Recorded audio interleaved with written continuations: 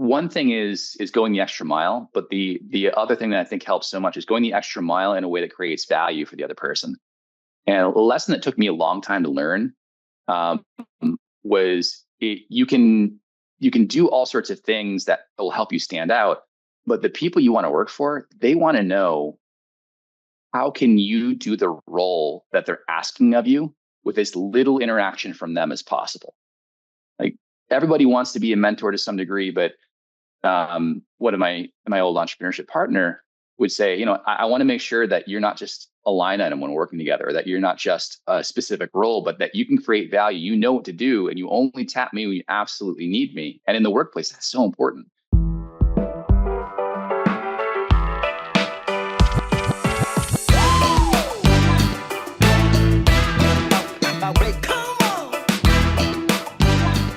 Welcome to the Edge of Excellence. I'm your guest host, Sean Phelps, and I'm super excited today to have Ian Beacraft. Ian and I go way back in the past, and Ian today is thinking way ahead into the future, and it's super exciting to reconnect with him. We worked together in the CollegeWorks division in Illinois probably 20 years ago, and I've followed his career closely and always pay attention to what he's doing on LinkedIn and see some of the coolest speeches and experiences and connections. Ian's a futurist now. He dabbles in all things AI and corporate business strategy, and he gets to work with some of the biggest companies in the world, travel to some of the coolest places in the world, and show people what AI and tech can do in the future. So, Ian, I'm super pumped to have you on the show today, and really excited to peel back some of these layers of what you've done since your time at CollegeWorks, man. Sean, it's awesome to be here, and it's really great to reconnect. Thanks for having me on. So you've heard a little bit about the show. We try to, show young people, not just college people that are in high school, college, early 20s, what are the different careers that are out there? How do you be successful in them? And we always start off with just, what is your definition of excellence? This show is about getting on the edge of excellence and doing things at a better level, competing. How do you define excellence? Yeah, to me, excellence isn't an achievement or accomplishment or a destination. It's a state of being.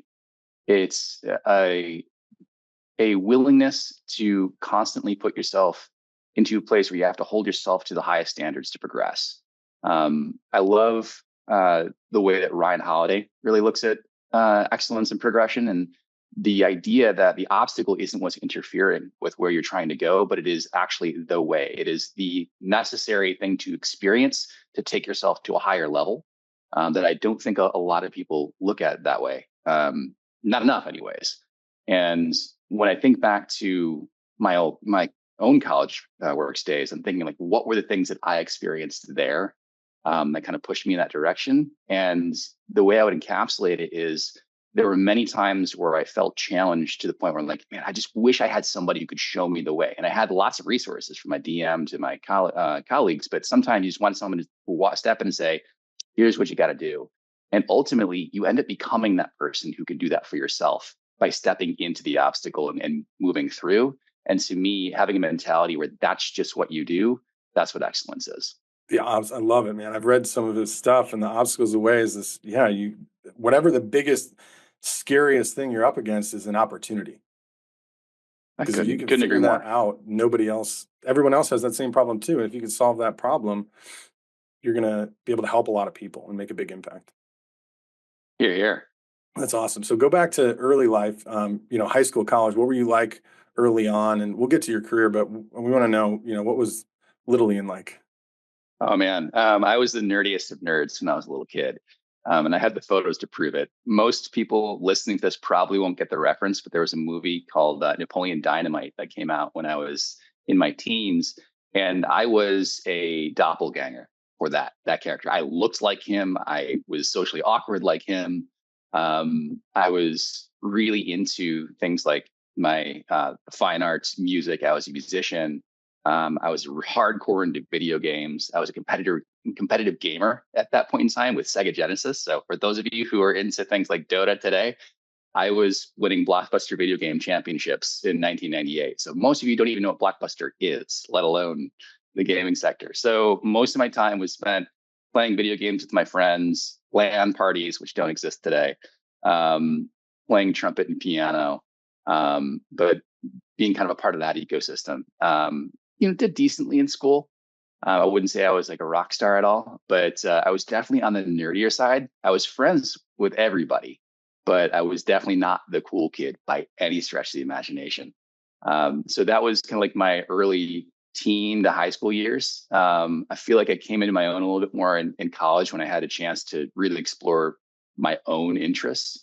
I love my parents, but they try to create these spaces for me where they thought I could flourish. And they gave me these guardrails, which was great. But I also felt like I was not really given the opportunity to just do my own until I got to college, which was a blessing and a curse. I actually almost failed out of college my sophomore year. That's when I actually discovered that I was ADHD, neurodivergent. Kind of knew that most of my life, but was considered too smart to be ADHD, which is a hell of a statement in its own. But that gave me kind of like the perspective to understand how I'm different than a lot of the population and what I need to do to kind of move through that. It was a marker of a lot of the challenges, but also a lot of the opportunities that I found in college. So I went through a number of things in college. I was a music major for a while. Then I went into pre-med and loved that, but didn't want to go to med school. And then finally found my calling in entrepreneurship, which was actually directed a lot in part to the college work experience I had. I loved what I was doing there. And I'm like, yeah, I want to run businesses for my career. So I graduated with a degree in entrepreneurship from DePaul and kept doing that for several years before going into the marketing profession and spent almost a decade and a half there before getting back into startups. Wow, that's awesome. So you mentioned, almost failing out of college, and we've got people listening to the show. They're like, I can relate to that, Ian. Was it I needed to figure out where I belonged in my passion, like the music thing and the pre-med thing weren't the right, and once it was in entrepreneurship, it was easy, or was it still hard, but you just had the passion to work through it, or what was the turnaround there? That's a great question. It was a bit of both. One, when I was in the music school, I loved it for the first several years. I was a musician for over 15 years, and it was my passion once I got into school. But over time, it was very quickly apparent that I was taking my passion and turning it into an obligation. That this is how I'm going to put food on the table. I have to be the best if I'm going to survive. And I had friends coming back from Juilliard where I'm really good, they're even better, and they're struggling. The math isn't mathing here. Like I got to figure out what this is going to be for me. And between that and what the pressures were just to be able to make a living, I saw these world class musicians having three jobs just to get by, and I'm like, dude, like that's not what I want. I had to figure out what was next for me. And because my identity was so wrapped up in being a musician, I didn't really know where to move next. So that kind of loss of identity paired with this fact that I moved from an environment of high school where everything is structured, everything is kind of given to you. You have a direction, you know where to be, what's due when, how it's due. Like these instructions are really good for somebody with ADHD. You go to college where you have literally no guardrails whatsoever. And my life just fell apart. Like I was able to skate by on talent and intelligence for a while until I couldn't anymore. And those two things hitting at the same time made it really hard to progress through my sophomore year. And actually, I moved back home and I spent some time living with my family for a little bit just to kind of get myself back together. And yeah, I got, several D's instead of, the A's I was used to. I had a 4 point, almost a 4.0 my freshman year and an abysmal GPA my sophomore year. And then I found my way back into the pre-med program, loved it, did really well there, but then realized I didn't want to do 8 years of school. And that's when I switched into the entrepreneurship program because I was also doing college works at the same time as I went into pre-med. Like this is it. So finding a passion that just lit a fire under me gave me direction and gave me momentum to say, okay, yeah, I'm not where I want to be right now, but I have this new thing that's inspiring me to go forward and figure out all these things at the same time.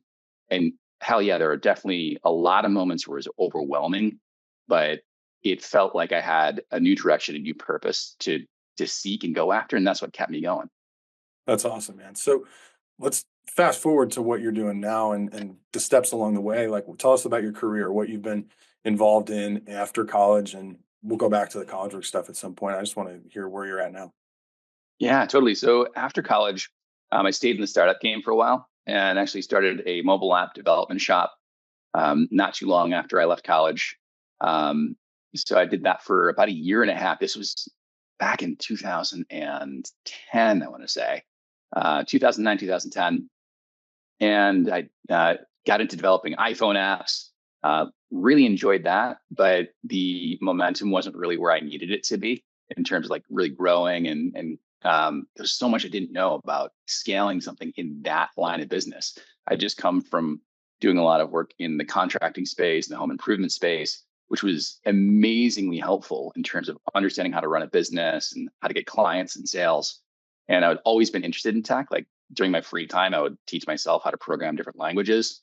But the challenge there was like, how do I go out and get the Warner Brothers of the world and the Universal Pictures of the world? And we landed some of those, which are great successes. But to sustain that kind of growth and build the company, I wasn't really ready for that yet. And at that point in time, I was also supporting the business by working at Apple retail. So I was slinging iPhones at the Apple store, and then I'd go home and I'd build apps for these clients to try and like keep those two going. Because I mean, as anyone in entrepreneurship will tell you, success does not come overnight. No matter how good things look on paper, you have to work for that. It builds over time. You don't have the apparatus and structure of a well-established business to take you from 1 to 7 on that scale almost immediately. You got to build every single one of those stones on your own. So that was a really intense and in many ways enjoyable journey, but incredibly enlightening. And what happened through that is I actually was recruited to go work at an agency called Leo Burnett and lead their mobile strategy for a few clients. And I stayed there for several years. I loved my time there. That's where I kind of got what I call my MBA in marketing. And I got a chance to work with some of the best in the world at what they do. And I saw what excellence looks like from an account perspective for account managers, what it looks like from a creative perspective with the creative directors. And these were literally best in class talent. And that's where I feel like things really took off for me. Being surrounded by the best in the world at what they do helped me understand like what excellence looks like in all those different roles. And for me, I'm the kind of person who wants to know how every single person's role functions. How do the pieces fit together? Because my mind works that way. I need to know kind of like the holistic picture, how the pieces fit together, and then I can start to operate in that environment to create new value for everybody. And that's what I did at Burnett. I loved it. I went from just focusing on mobile to leading mobile for the agency, and then getting into new and emerging technologies, so like VR, XR, AI back in 2017. And I've got into corporate change, so helping large organizations figure out where they need to go next and how they change both their technology and their culture to kind of get them in those directions. That was my career path in advertising.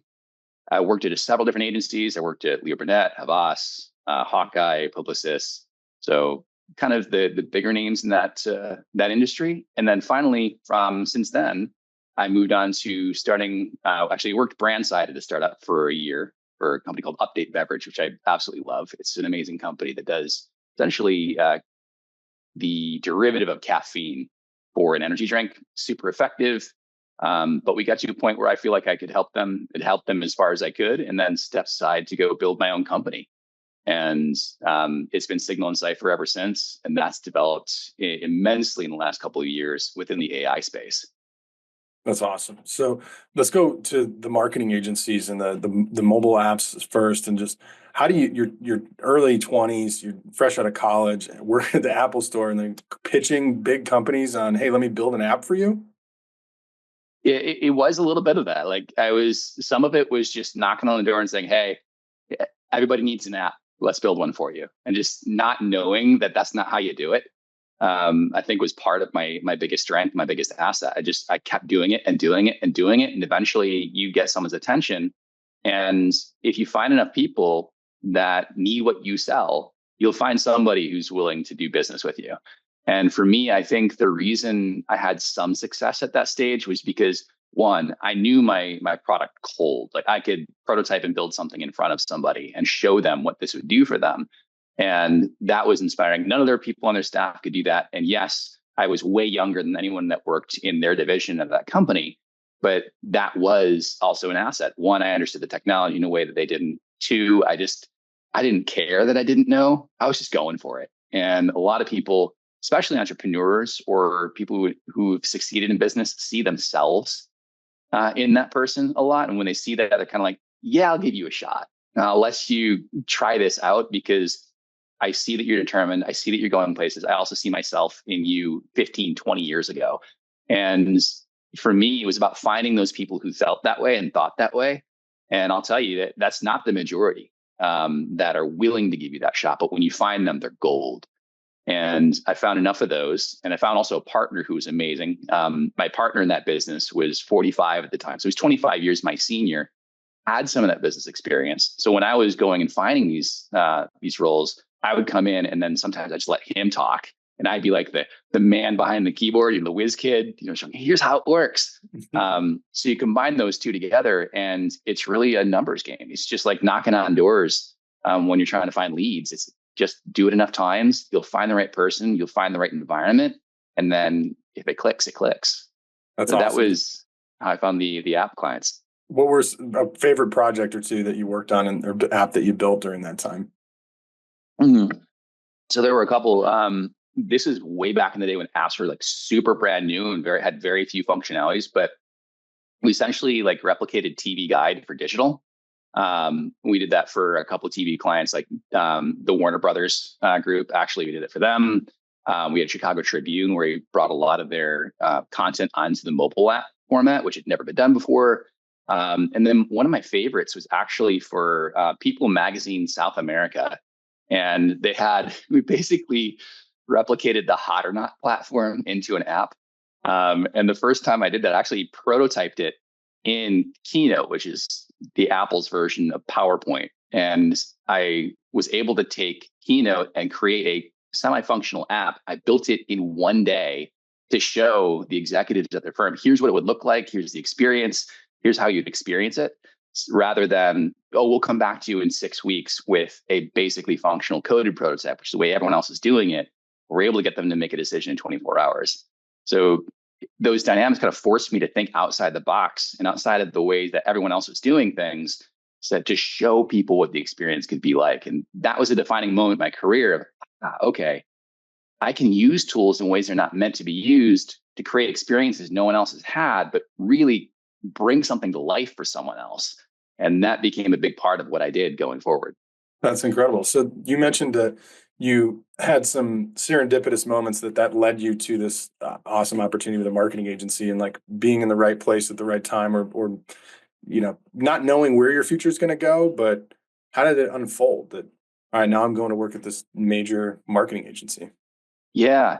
So I got lucky when I had one of their HR reps reach out to me, and she said, hey, we're looking for somebody to come in and work in our mobile marketing division at Leo Burnett. It's a growing part of our practice. More and more of our clients need this. We see that you have some experience here. Would you like to come and talk to us about it?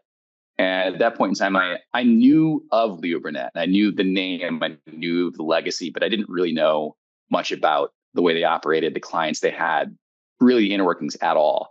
So I'm like, okay, this actually seems pretty cool. And honestly, like the mobile app thing is fun, but I'm having to build the apps, build the business, build the operations, all the infrastructure. We're not at a place where I can hire a bunch of people.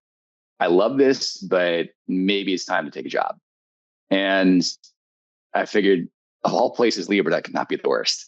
And so I went in, did my interview, had a great experience with people, but the thing that got me through the door, and I found out later, I actually knew the other person that was kind of in contention for the job, and they had just come from spending a couple of years at Macy's developing their mobile apps, and like had a really strong engineering background.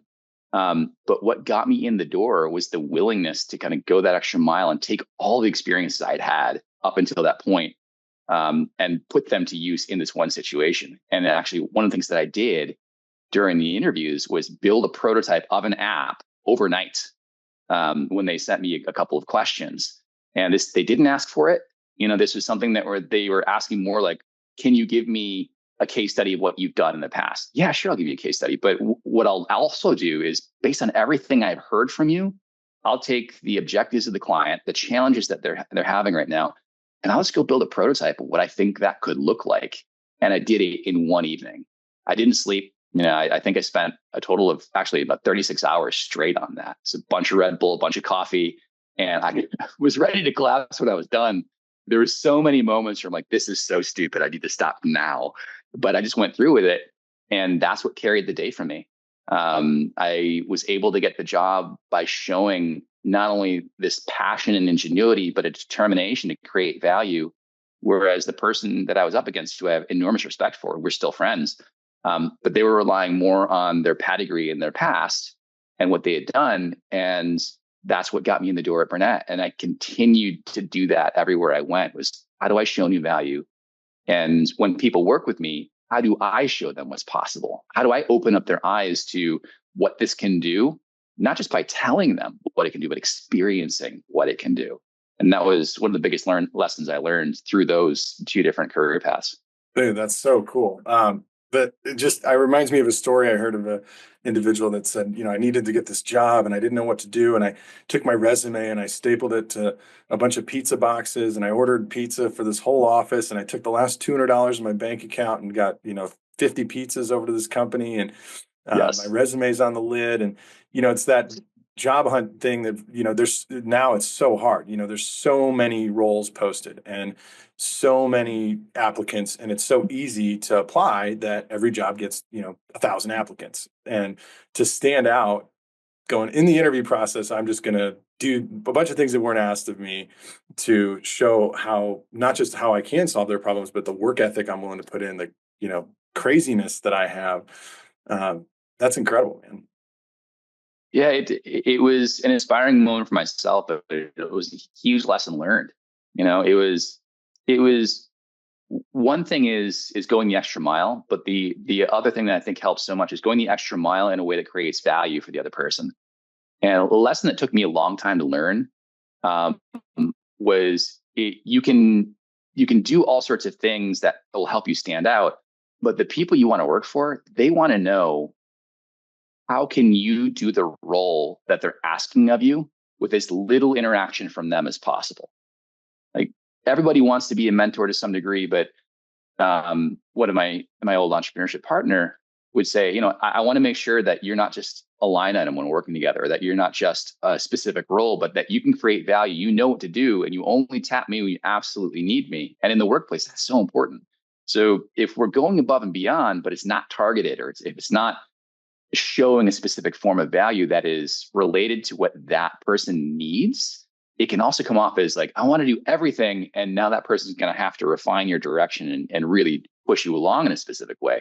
So one of the things that was hard for me at that point was understanding, like, what do these hiring managers want? What does my potential future boss want out of this position? Who did it, last time? What did that person do really well? And what were the challenges with that role or that dynamic? And when you find out what that hiring manager, what the boss at that specific position really wants, and what forms of value you can create for them, that's when I say go all in. Because it's one thing to get noticed. It's another thing to be seen as so open to many possibilities. You may be hard to focus into the direction of the job role that they're hiring for. So that's the other thing I would say is, like, find opportunities to impress and get in that nobody else is doing. But once you're there, survey the situation, become really, really like deeply understanding of their environment and their needs, and then target specifically on those, and you'll create more value even before you're hired than most people will in their first year. So what's it like when you're there and you're in this giant behemoth marketing agency that's one of the most powerful and impactful in the world? And what do you do? Wow, that was eye-opening. It was really hard, actually, for my first 6 months, because I'd never been a part of a group that was this big, that was at this standard when it comes to the marketing and the apps and all that kind of stuff. Like, before then, it was usually me and a couple people and maybe a team of 6 or 7 that I'd interact with on the client side. Now I'm sitting in meeting rooms with 25 people and 25 more people on the client side. Those are pretty big. And I'm supposed to be giving guidance and advice to both my colleagues at Leo Burnett and to the client on, here's what you need to be doing with your mobile strategy. Here's how it's supposed to function. Here's what you need to build. Here's what your consumer experience needs to look like. And there were so many things I had to learn from scratch. It was overwhelming. There were actually several days in my first 6 months where I slept at the office. I didn't tell anybody I was doing that, but I was definitely sitting at my computer using the applications I had access to there and making sure that those decks and those presentations were ready the following morning. And by doing that, I got the reps in necessary to like start to understand what was needed of me. And at that point in time, I had clients that were building mobile apps, that were building mobile websites. These were all things that were brand new with ecosystems that weren't fully developed. So I had to guide them through all of the idiosyncrasies of the platform. You know, what are the differences in the types of behaviors of Android versus iPhone users? How specifically should the apps be different on iPhone versus Android platforms? What capabilities do they have? What experiences are we seeing out in the wild that are working well, and what are ideas that are likely to fail? So I had to spend a lot of time understanding user behavior, a lot of time understanding how people use their devices at that point in time. So like, are people using connected devices to turn their coffee makers on? No, they weren't. But that was always an idea people wanted to know if you could do. Are people using their iPhones and their Androids to shop? Increasingly so at that point in time. So like, what does the world look like in terms of how people relate to their mobile devices? How does that translate to your consumer base as a CPG brand or as a lifestyle brand? What do you need to know about how people use this? What does that translate to in terms of what you build? And how does that fit into a creative idea that your team is coming up with over time? And it was a lot of different things to have to kind of juggle and pull together. Overwhelming at times, but exhilarating to be able to do that in the company of some of the greatest creatives in the world. It really pushed me and just made me up my level because I wasn't just doing it for me. I was always doing it for my colleagues and making sure they had what they needed before they went into the meetings, and also for my clients who I wanted to see their campaigns and their products succeed in the world. So I'm imagining the college student that's like, who would be drawn to this kind of career? Maybe it's a graphic design person who's interested in design, but they need data and work ethic and other skills too. Maybe it's the data analyst who's like, I love studying market trends and data, but who are some of the people that you think would be drawn to a career like Yeah. that? Well, I'll tell you from my perspective, I didn't even know I wanted to be in advertising when I went to go work at Leo Burnett. I thought like, okay, Leo Burnett's a cool name. They do some cool things. I don't know if that's really where I want to go because I'm more tech focused. I'm an iPhone app developer, an Android app developer. But getting there and getting into that environment, the creativity was just intoxicating. But the thing about advertising is much like so many of the other professions, it's broadened way beyond just ads. Like advertising companies are building apps for companies now. Advertising companies are doing consulting for other brands now. But like, how do you actually position your marketing? Who are the new personas you should be looking at? So data absolutely is one of the most important currencies, being able to understand and analyze data. Now you have data analysts that you can work with, but being data savvy on your own is almost a prerequisite in any position these days. You need to be able to take the data you've gotten and take a look at what it's telling you and decide what you can do with that data. That would work whether it's in advertising or in engineering. That's going to be one of the most important skills of the future. You can use AI to help with that, but to be data savvy is so important. But the types of people with the backgrounds that would go into advertising are pretty broad. We'd have people with really strong technical skills that are moving into the operations and IT department. They're actually providing the agencies with the tools and with the platforms they need to go build the campaigns for their clients. People with strong analytical skills who can take the results of the campaigns and say, hey, we just launched this campaign over the last 6 months. Here's how it performed. Here's how people are receiving it. And here's what that means to our business. And then take those learnings and integrate them into the agency so that the next time we come back, we have a really solid understanding of consumer behavior, how they receive the work, and how it can improve our work going forward. And then, of course, I mean, everybody knows that creatives and artistic types work well in advertising because you're designing and creating, creative work. So that's always going to be a big part of it. But then there's also things like strategy and research. And that's where I spent most of my time. And the best strategists and researchers weren't coming from MBA schools. They were coming from like liberal arts and backgrounds and understanding like, how do people think? How do people feel? Psychology, sociology types. Absolutely. And that's where I spent a lot of my time. I was kind of the odd man out because I came from a technology background. And then I learned a lot about how to research and understand people and how they make decisions and what's important to them, where they were kind of coming from that background and having learned the technology piece. So it kind of moved back and forth that way. But strategy was a ton of fun. It taught me how to think about things. Strategy is about finding the opportunity for advantage by looking at a bunch of different variables and saying, what do all these mean when they come together? And how can we create advantage for our client based on this information that we have?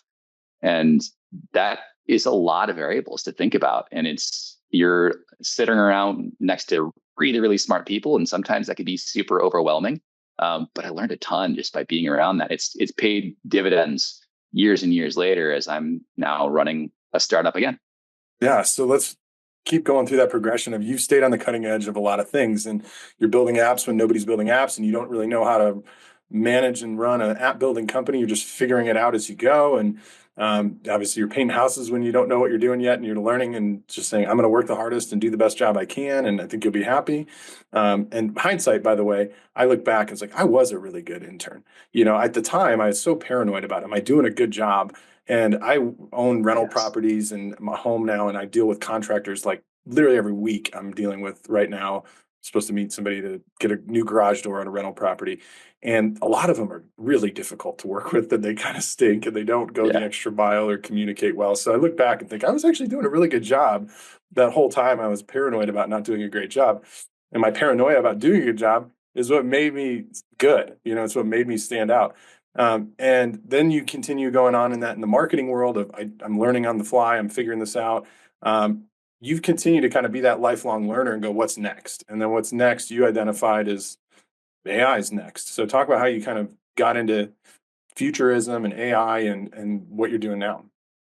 Yeah, absolutely. I can't echo your sentiment enough about that drive to always think like, am I doing enough?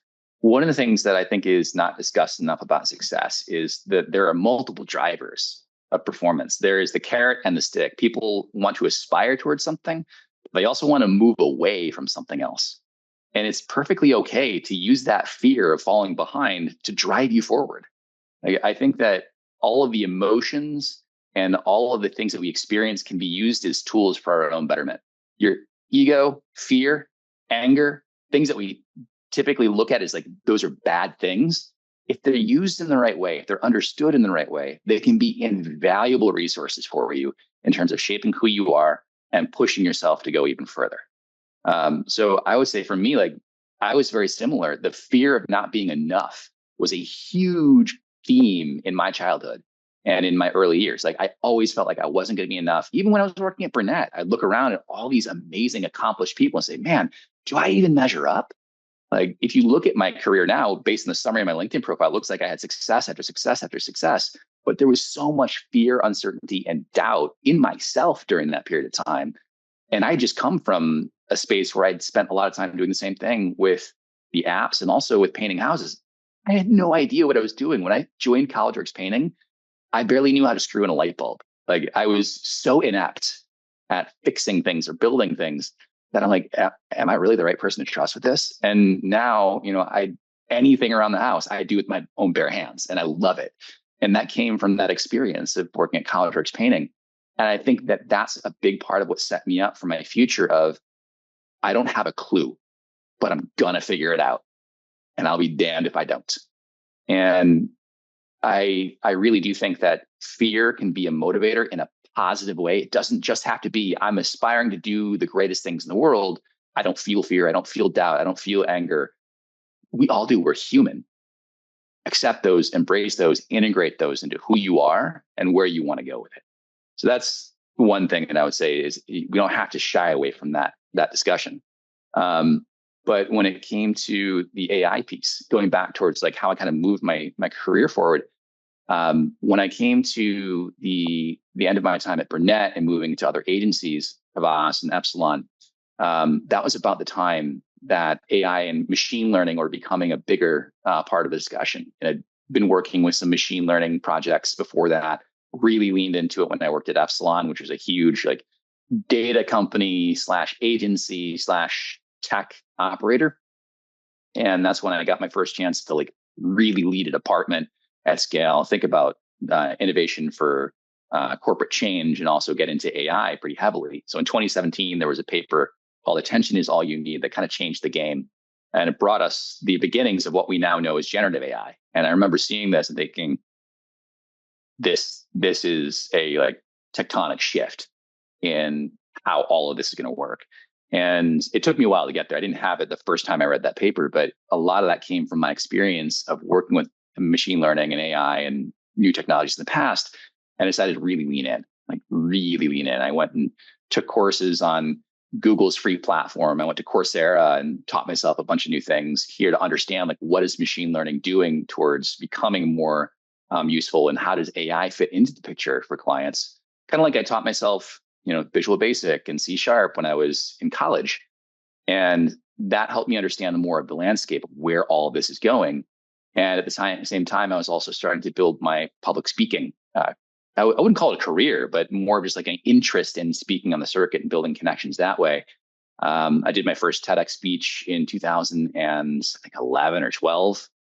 So it was kind of like my first taste of being on stage and talking about things. And all those things started to converge in the same space. And I realized that I was starting to say things that were not exactly like just commonly accepted yet. And I realized that I had something to say about this stuff. And I really leaned into that and continue to do it. And I don't think that that's something I would have been able to realize, 5 or 6 years earlier. I was always thinking my ideas aren't big enough or good enough because I see someone else who's better than me. And now I'm starting to realize, wait a minute, all this time, all these years I spent getting better, researching, practicing, building, have given me a unique perspective that I can't share with other people, and it's creating value for them.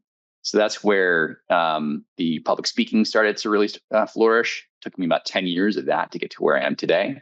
And then the AI piece, I just kind of knew that this was going to be a huge part of where things were going. So I invested a lot of my time in that. And it's paid off, thankfully, very well. But it was definitely not a linear path to get here.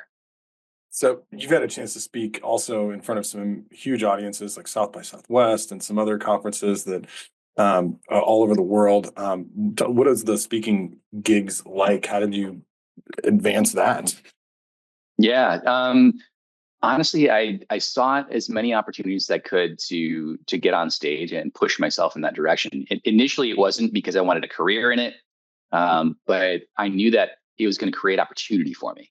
And by being known as somebody who is a thought leader in a specific space, or at least has something compelling to say, that being in those environments was going to help me out.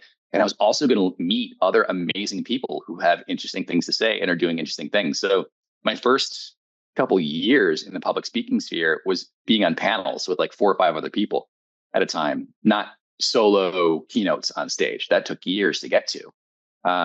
But what I wanted to do over time was just build my brand so more people knew me, because the more people know you, the more opportunities come your way. But the other was to get to know other people in the space. Like, who are some of the brightest minds that are doing this that I might not be able to find in other venues? Get to know them, creates opportunities to build with them. That's how I found a lot of the people that I've worked with over the past several years.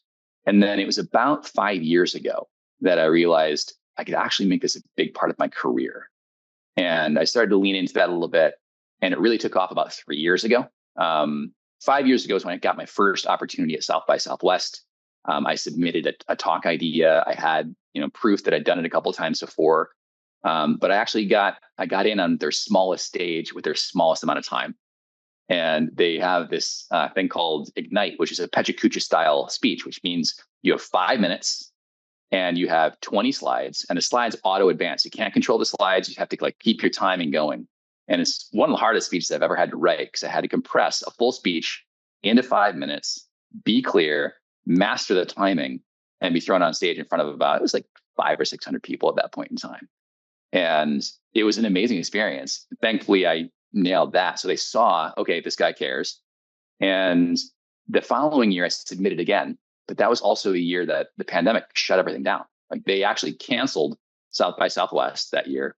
The following year, they went all digital. And I decided, you know what? I'm going to separate myself from everybody else by doing something no one's ever done before. And rather than just do like a keynote where I'm Zooming it, where I had slides in a Zoom presentation, I went into a professional production studio. And thankfully, it was owned by a friend of mine. We knew each other really well. So I was able to spend all sorts of time there. And I slept there 4 days in a row. And I built this team of 12 people to work on this with me. I hired people from Korea, Russia, Croatia, Mexico, the Philippines, to do different roles within this to help produce this video that back then was like revolutionary. Now you look at it like, wow, that's old technology. But in 2020, 2021, this was, no one else had done this. And I brought a lot of the technologies I was talking about to life in a really immersive way. And all of a sudden I was on the map. And it sounds like it's that one moment that made all the difference, but it's all the things I'd done that built up to that. Like my idea of building prototypes when I was going into Burnett, or the fact that I was always trying to create new value. Those were the behaviors that shaped the possibility of that even happening for me at South by Southwest. And since then, I've gone from rooms of 300 and 400 to 3,000. And the last 2 years, and including this coming year, I'll be one of the featured keynotes at South by Southwest, which is an amazing honor to have. Like I absolutely love it. It's one of the biggest and most exhausting weeks of the year for me. I spend months preparing for it. You have to keep up in your game every time too, right? Absolutely. Like you are never guaranteed success in these types of venues. Just because you've arrived at a certain place doesn't mean you can stop. Like to me, being on stage isn't a wow, look at me moment. It's about a moment of how can I serve? My goal when I get on stage is not to make it about me. It's about making it about the audience. And they came to see you because you have something to teach them. And if I ever make it about myself, that's when I feel like I'm going to lose that track, because people show up to learn something. And it has to be about the people in the seats, not about you. So I've always, like back this last weekend, I put probably about 15 hours of research in. I'll do the same thing for several weekends where I finish working on like the final bits and pieces of the speech. And then I'll spend probably a month working on putting it together, the production, the design. This is an enormous amount of work, but I'll use the foundation of that speech for months and months and months to come with tailoring and customization for other clients. But to me, it's about every year coming to the stage with a new perspective on where are we going in the world of AI? What does it mean to your company and how you do it? And if I don't come to the table with something super unique that makes people walk out saying, I now see things differently, then to me personally, I failed. So it's the same things I was doing at Burnett and at Havas and Epsilon, just at a much bigger scale than I was back then. And so your current company, how do you serve clients, and what are you doing with AI in their businesses? Yeah. So we've actually gone through multiple iterations. Initially, we were actually an agency. Our very first client was Universal Pictures. And I got it in a similar way I got the role of Leo Burnett. The story behind that was I had been cultivating a relationship with their head of innovation for several years. And I just sent Greg a text, said, hey, man, I'm in LA. You want to get coffee tomorrow? I was not in LA. I was in Chicago. And he said, yeah, sure, man. I have to go to San Diego tomorrow. Maybe we can meet before I head on out. So I booked a flight that night and I got a hotel near the highway so we could meet up. And probably about 3 hours before we're supposed to meet, I got a text, hey, man, I'm running late. So I'm actually going to have to go straight to San Diego. I'm like, dude, totally get it.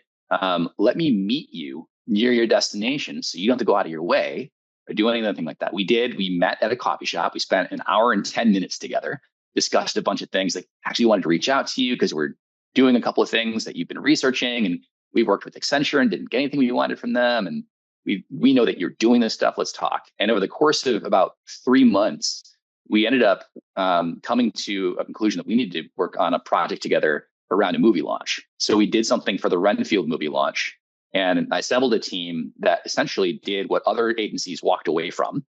And we built this project in 44 days that should have taken months. I mean, like 3, 4, 5 months with a team 5 times our size. And we crushed it. It was amazing. Blew the doors off all the metrics. Amazing experience. Super proud of the work we did. And that was a realization that we could either be a world-class tiny agency, make good margins that way, or, since a bunch of us had left agency at that point, the real valuable thing was we could teach other companies how to do what we did. And that was the real paradigm shift of companies are going to have to work very, very differently in the future because of what's happening with AI. Everything from job descriptions, team design, corporate culture, the types of things you do, what happens to tasks, how do you upskill people, how do you show them where they're going? All of that was really important. So what we've become over the past several years is we focus on two things. We focus on upskilling and reskilling. So how do we go in? We go into organizations and we teach them through really innovative methods how to learn the skills of working with AI at a very effective level. And we teach them how to apply it to their work. And then the other piece is we'll work with executives and leaders using AI to either prototype new products or envision like what does the future of your industry look like. And we do these in workshops that last half a day to a full day. And we're getting 6 to 8 weeks worth of work done in that one compressed time frame. So we walk in, by the time we walk out, they know exactly what they're building or what they're going to be doing. So those are the two things that we primarily do for our customers now. That's incredible. I mean, it reminds me of the origin story of Slack. You probably heard it, where it's a startup and they need an internal communication tool and they build Slack and they're using it for their startup. And they're like, wait a minute, this is the product. Yes. So we're building something for somebody. Wait, how we build the thing is actually what we should be selling. Absolutely. That was it. So just for a quick recap, we haven't talked a ton about your college experience and want to find out how that helped, form you. And not every guest in the show is a CollegeWorks alumni, but when we have one, we like to ask them, how they're using those skills today. So, going back to 20-year-old you're running a painting business at the University of DePaul. What was your experience like there and how did it affect these future career paths you took? Oh, man. To this day, I've done a lot of things on the entrepreneurial side. I've had some really fun positions. That's still the most challenging thing I think I've ever done. And I have learned so much through that experience. Keep in mind, listeners, he talked about sleeping in the office 4 days straight, 36-hour work binges, all the others. This is the hardest thing he's ever done. And we tell you that when you're trying to sign up for the job. But without a doubt, you're learning so much in such a short period of time. It's a compressed learning experience. And I would equate it to about 3 years of experience on any job after that, like within one single internship. And everything from how to do the different roles to what success looks like to working on interpersonal skills and presentation skills. I mean, I still remember vividly moments where I would stand on someone's lawn right across from them, from some highly successful individual, telling him I'm going to paint his house and having them challenge me on that. And I'm talking to this dude in his mid 40s. I'm 20 some odd year old Ian, still, as they say, wet behind the ears, like trying to figure my way out from anything. He's like, you're going to paint my house? Like, I'm going to entrust my most valuable asset to some college kid who's never done this before. And how I stood my own, how I proved that I was the right person for the job. And I showed up and I did it every single day. Those types of skills stick with you. I mean, my ability to sell, my ability to connect with people, my ability to understand what they actually need, all were born from that experience. And not just from understanding other people, but also understanding what I'm made of. Like, I was pushed to my limit and beyond so many times that I often was, probably one of the most valuable things was realizing what I thought was my limit was never my limit. And by seeing that so many times and being pushed beyond it, I'd look back and say, wow, okay, I guess I was getting in my own way. This isn't the limit. There's more to go here. And I can't think of any other program or experience that I've ever been a part of where there were so many of those moments so concentrated in such a short period of time that, yes, it is exhausting. Yes, it is really hard. Yes, there are moments where like, oh, what am I even doing? But at the end, you look back and you are a completely transformed person. There's no way I am where I am today without that experience. That's incredible. I love that you've carved your own path. One thing I talk to our team about occasionally is if there's this maybe Buddhism or some Eastern faith that talks about if you can see the path, it's not your path, right? So if there's a path in the woods and you can see the trail that's already kind of been blazed and people have already walked there, if you can see the path, it's not your path. Because for those listening that go, wow, I want to do what Ian did. I'm going to start building mobile apps after I finish CollegeWorks, and then maybe I'll get into an ad agency. And then, well, that was 10 years ago, 15 years ago, 20 years ago, the technology's changed. Next, it's going to be the person sitting in their dorm listening about, well, maybe I'm going to get on Coursera and Google and learn about quantum computing. And that quantum computing interest will turn into working with some technology team that does something, and then a startup, and then a failed startup, and then a successful one, but you wanted to do something else. And then you shift. And then 20 years later, you're like, oh, wow, I've got a completely unique path that suits me. And, I'm proud of and learned a ton and enjoyed and met amazing people throughout my career. But if you see the path, it's not your path. I could not agree more. That's a beautifully put quote. And it also reminds me a lot of the Steve Jobs quote of, you can always connect the dots looking back. It's really hard to do that looking forward. But for me, I just described my past as if like it was always a foregone conclusion that was going to happen. That's only because I have, the luxury of perspective looking backwards. At the time, I was always wondering, like, what's my next move? Where am I going? There were times in my life where I'm like, man, I'm never going to be what I want to be. But you continue to push through those. And the more you push through those, the more you create opportunity for yourself, you get to those positions where you do create your own path. It doesn't happen all at once. It's a series of hundreds and hundreds of decisions and actions that get you there. Awesome. So to get there, to find your path, to get on the edge of excellence, it's challenge yourself, find great people to surround yourself with, battle imposter syndrome, and continue seeking out opportunities to. It's not I did it once, I did it at CollegeWorks, now I can just coast. It's you're going to keep challenging yourself that way over and over again, and you'll discover an incredible new path. Find mountaintops that you didn't know you were walking towards. I love that. I think you just outlined a course for greatness right there. Well, that's what we're trying to do. That's what our job's trying to create. It's what I love. I love getting to do both sides of it. These are my favorite conversations, just connecting with people. Every time I do one of these, I just want to talk to you all day, man. Like if we had nothing to do, likewise, so good to catch up. How's life? Do you remember that house you painted? Do you remember that story in Cancun?